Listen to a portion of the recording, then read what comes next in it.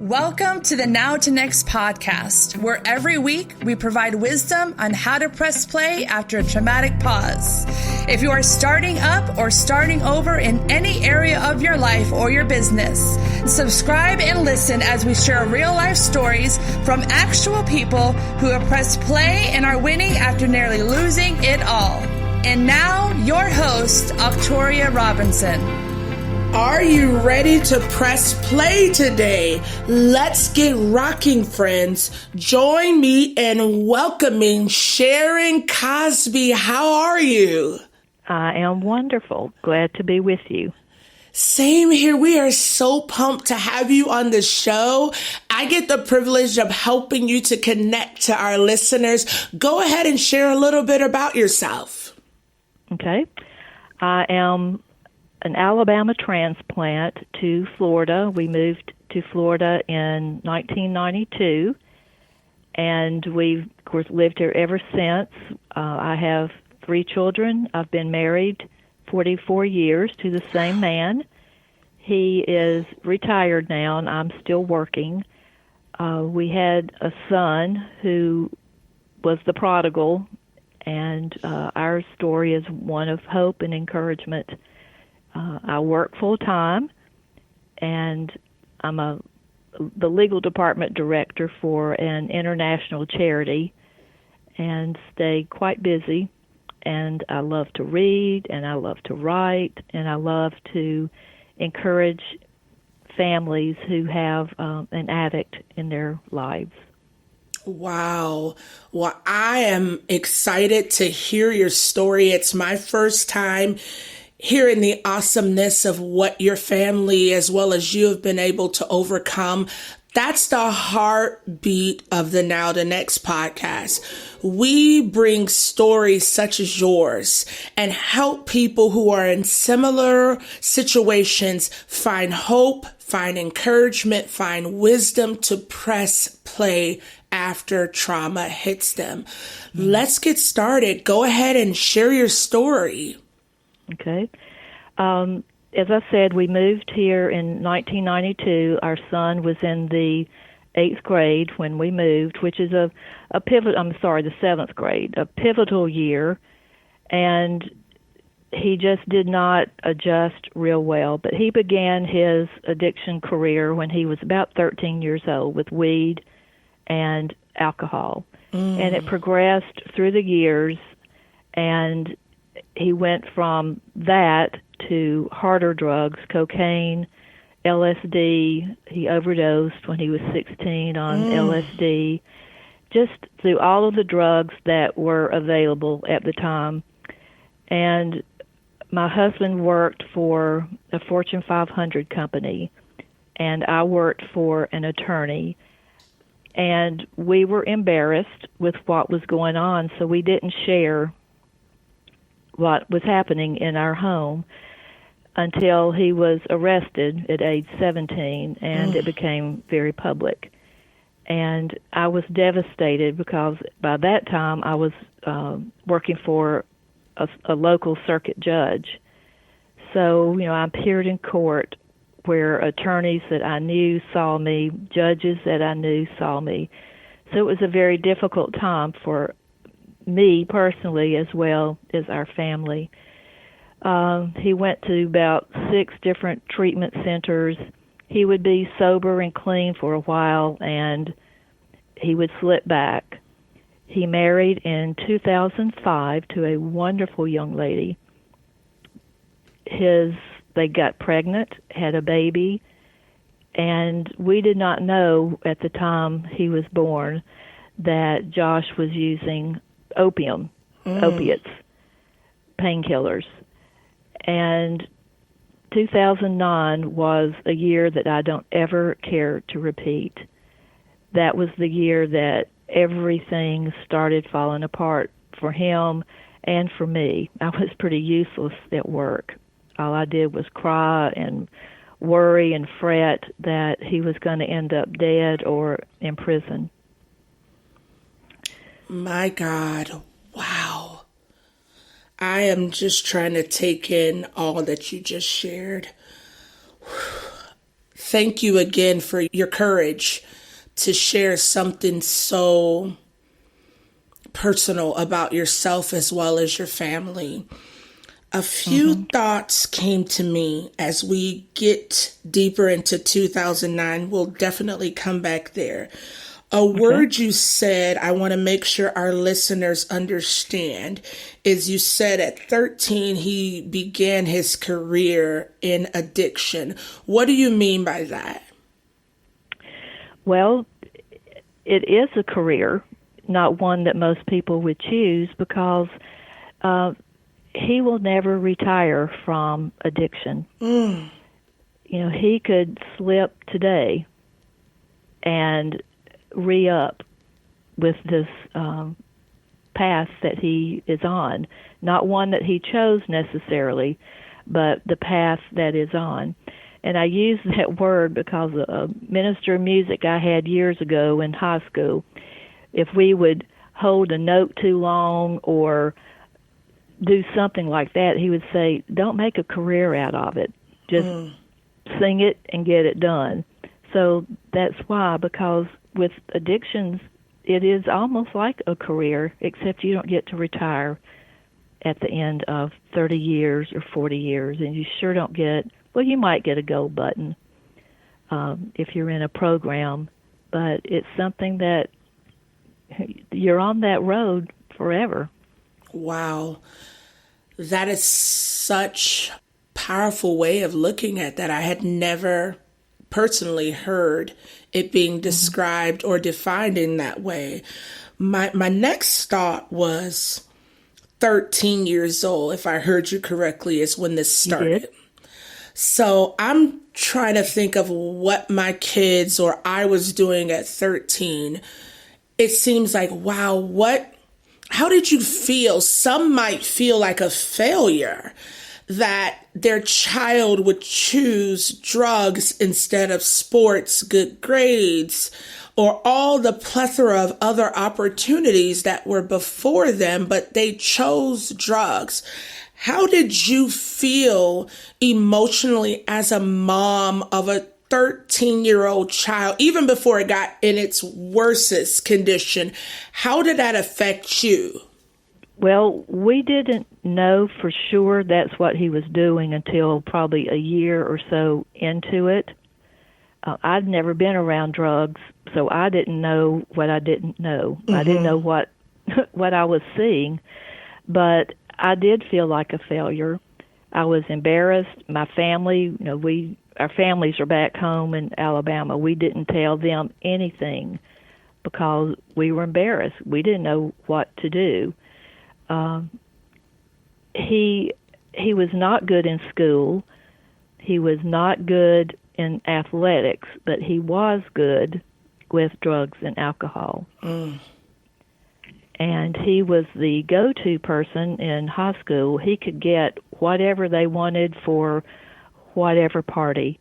They knew they could go to him and he'd get it. Wow. He was searching for significance and found an addiction to substance. Yeah. Wow. So my next question was, and I always dig a little deeper in the interest of our listeners, giving them a voice in the interview. Right on that thought, was there ever a time you wished you didn't know, you didn't find out, that you could see your 14, 15-year-old as you envisioned him to be and involved in the things that you envisioned him to be involved in? Was there ever a time that you just wish you didn't know?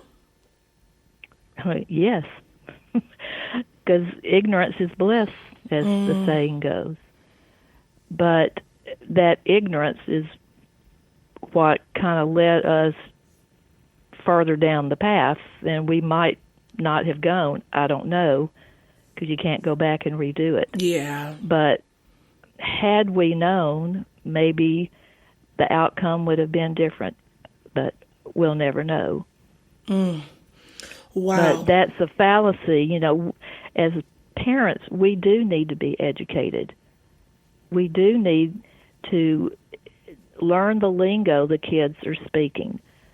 And and just be aware of the drugs that are available, that they are so easy to access. And the available cash that kids have today, they have cars, so they have mobility. And we just need to be more aware of where they are and who they're with. And, we used to say, oh, he's just running with the bad kids.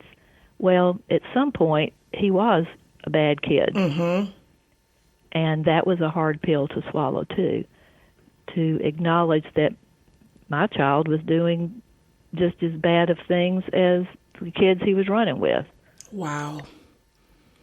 I believe you are really speaking to some mothers and fathers or guardians out there that are struggling, and they're hiding in denial and shame and embarrassment because they don't want to deal with, face, or come to terms to A, their child has this issue. B, they need a support that they didn't anticipate or plan to be involved in.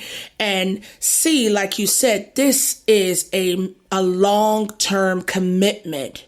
So with that thought, talk to me about 2009 for you. 2009 is when we found out that he was taking narcotics, primarily hydrocodone and there's the other one. But anyway, he was taking a lot of it, and he was doing things to get the pills that he certainly wasn't taught in our home to do. And he went into treatment in November of 2009 and had a gallbladder attack and had to have surgery, which required pain meds.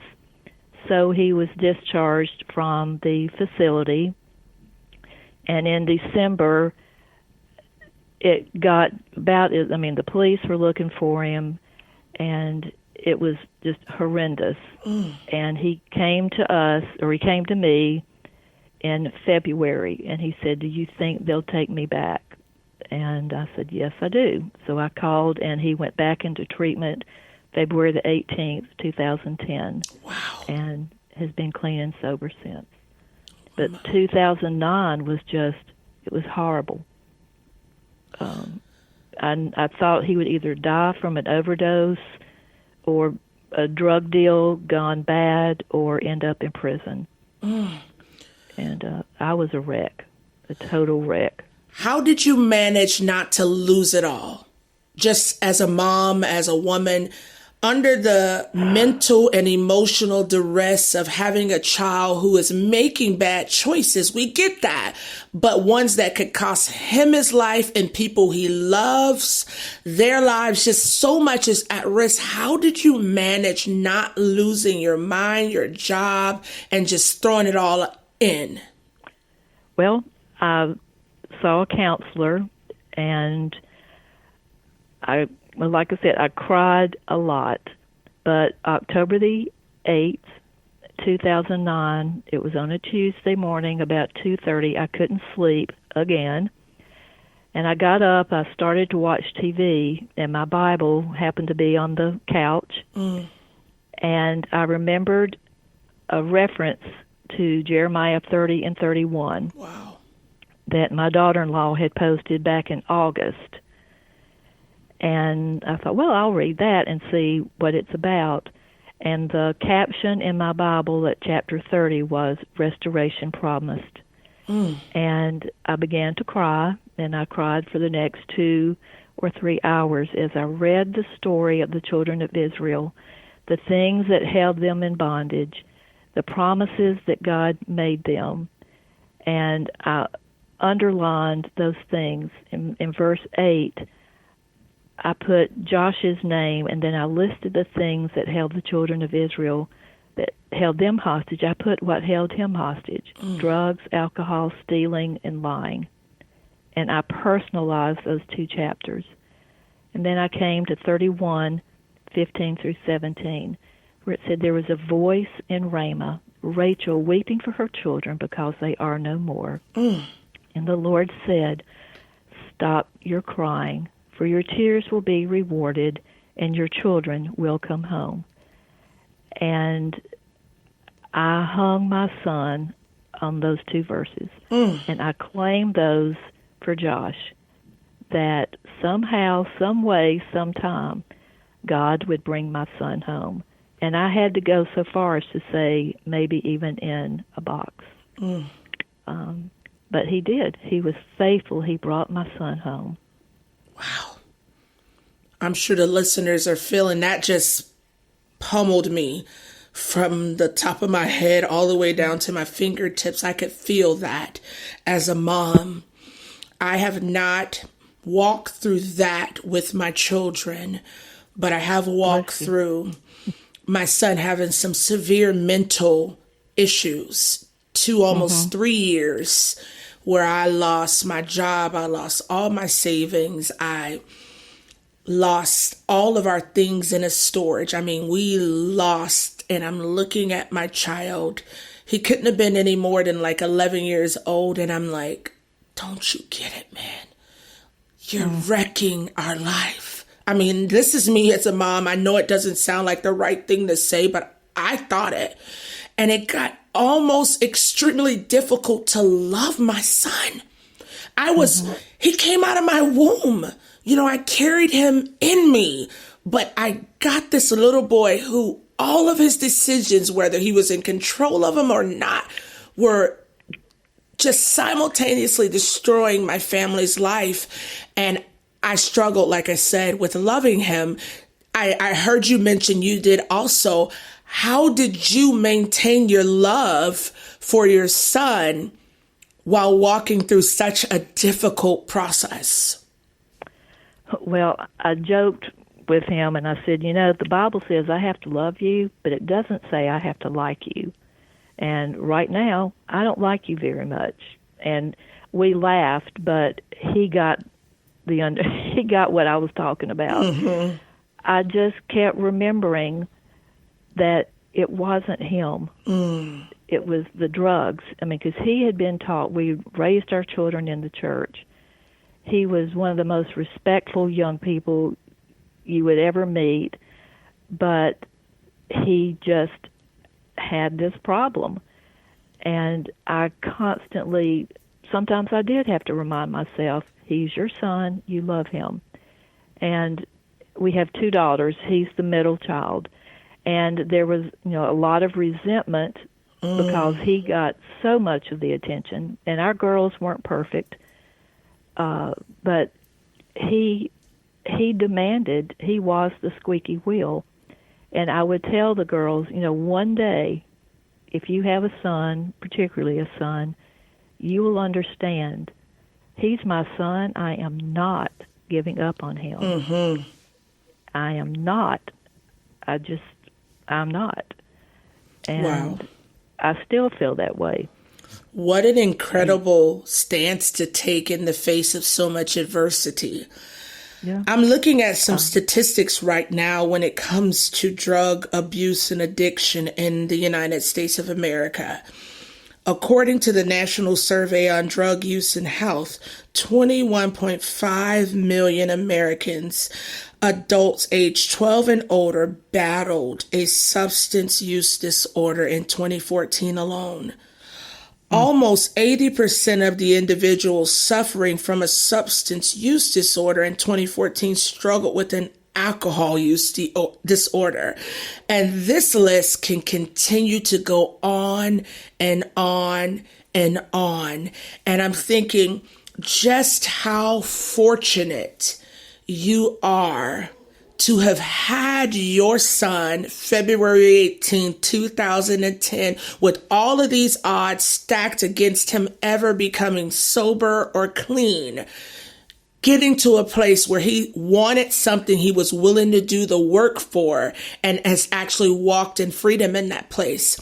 But for the moms and dads and guardians who are out there and are still suffering, if I can use that word, through this process with a loved one who has not made that decision yet, What would you say to them right now? They're crying. They've been crying for years. This has been going on for decades with that loved one. What would you say to them right now in the thick of their deepest, darkest moment?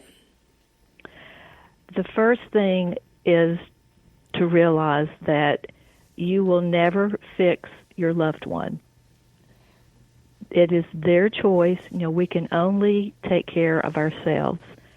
And that is the first thing. My husband was an addictions counselor for about 15, 16 years.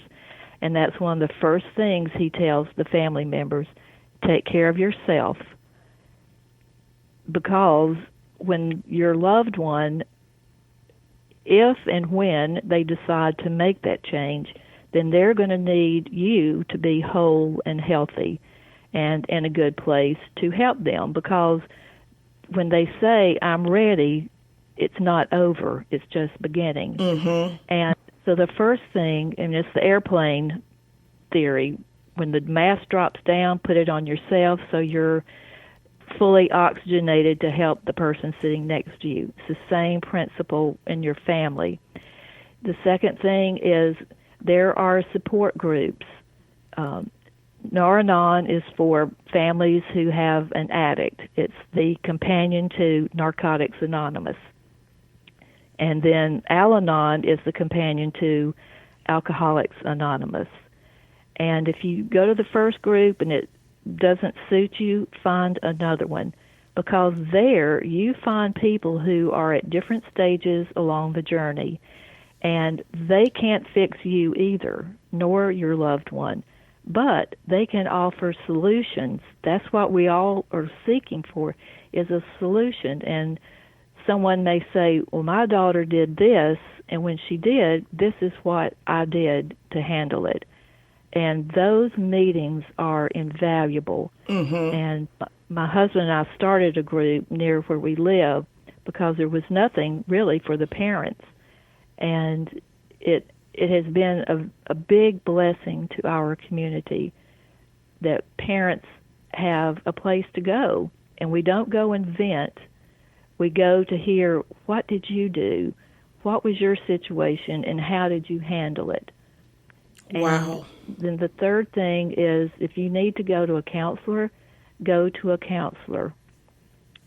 You may need a financial counselor to help you because addictions are expensive because we're always bailing them out of some kind of a situation. Take time for yourself. That's something I didn't do, is take time for myself. I felt guilty if I even thought about it, but I do now. I do take time for myself. I don't feel guilty. I take time for myself and for my husband, and just continue to love them.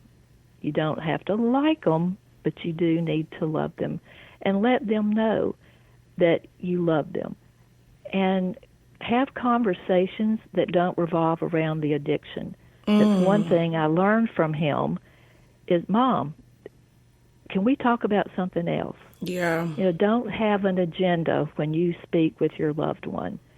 Just love them as a person. They're your son or daughter, your spouse. One man that I know, it was his mother. He's a grown man, but his mother got addicted to pain pills after a dental procedure. So it doesn't matter the age that the addiction can occur, but you just have to take care of yourself. Wow. Something you said that was so prolific that really got this thought in my head. What you see is what you get. If all you see is an addict, that's all you'll get. But if you see the person, you see their potential, you see them outside of this thing that seems to be such a big part of their world, but it isn't who they are. It's just a big part of their life because of the choices that they're making. I believe the wisdom you just shared is going to strengthen parents all over, Sharron. And I thank you. again, not having that personal experience as a parent, but so much of what you shared resonated with me because I had to walk with my son through a very difficult process and not give up on him, as well as not lose my mind. I get it. And it is definitely a difficult, but not an impossible process. With that said, Sharron, how can people connect with you if they've got questions or want to hear more about your story? Because I know there's so many more details we didn't necessarily have time for, but are super important to helping people who are right where you were heal. I wrote a 90-day devotional called Praying for Your Addicted Loved One, 90 in 90. And it's our family story through our journey, and it concludes with a message from Josh, and you can get it on Amazon. My website is www.Sharron, Sharron, Cosby.com. Awesome. So share in us closing out this powerful interview. Share the now. What's going on in Josh's life now, your family now, after that would be almost 8 years of being clean? Yeah, February 8th will be 8 years. February the 10th will be, it'll be 9 years. Oh my goodness. Congrats to him. So what's life been like on the other side of the addiction? Well, he and his wife divorced. I didn't tell you that, but they remarried on their original wedding day. Wow. They had another baby, have a precious little girl, and he called me right before this podcast started to tell me that the offer they put on a new house was accepted, so they are going to be moving into a new home, and he's got a wonderful job. His wife has a wonderful job, and it's right now life is good. And they're involved in their church, and he's just a fine young man. Wow. How is you guys' relationship? Oh, it's awesome. And I think, are an anomaly. Our family stayed together. We loved each other through all of this, all 5 of us. We never threatened divorce or anything like that. We're a family, and our family model was that we stuck together through it. We've always been close, and we see each other regularly and get together and go fishing and things like that. So it really is a good relationship. Wow. There you have it, folks, guys. You hear God is faithful. Yes. You hear this incredible next that may bring you to tears because you want it now, but don't underestimate the power of family and love. If you've not taken anything away from Sharron's story, family and love was a massive difference maker. It's going to take time. It's going to take tears. It's going to take dedication. It's going to take holding on when you feel like everything inside of you wants to give up. But there is a glorious potential other side. We are praying for your families. You, again, heard how to connect with Sharron. Please get her book. Follow her. There is so much wisdom and hope in her family's journey. In closing, guys, remember, trauma is not the end of your story. Triumph is. I look forward to connecting with you all soon. Thank you for tuning into our podcast today. For all things Launch Now, log on to launchnowus.com for info on products, resources, and upcoming events.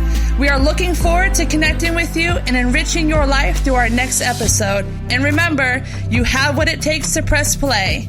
Have a super duper epic week.